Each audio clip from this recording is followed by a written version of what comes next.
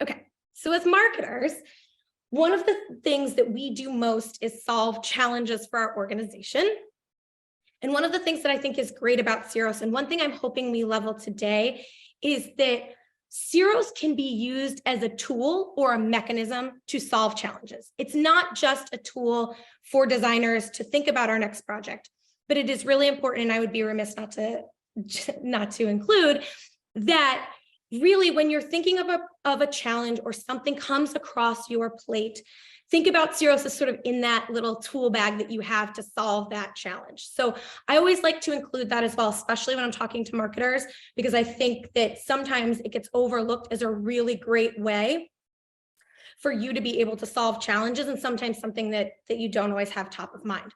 So in order to sort of support that, I brought along a few stats because I love a good fact. So interactive content engages our relevant users, resulting in an increase of loyalty and overall lifetime value, but really in a sea of brands these days. I mean, everyone is shouting at you from a different direction. Loyalty, brand loyalty is so key. So I do think that that's a really important thing for us to keep top of mind.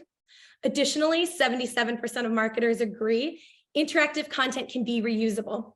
That little guy is going to come up over and over again in this presentation. I cannot tell you how much I believe in efficiency when it comes to executing on projects. So you'll hear that theme through as well. But I think it's really important to remember that especially as marketers, you have an insurmountable amount of things that you need to get done for the brand.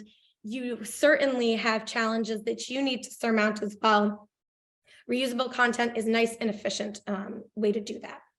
And then last but not least, because I think that this also boils us down to the core, 79% say combining interactive content with other types of content improves message retention.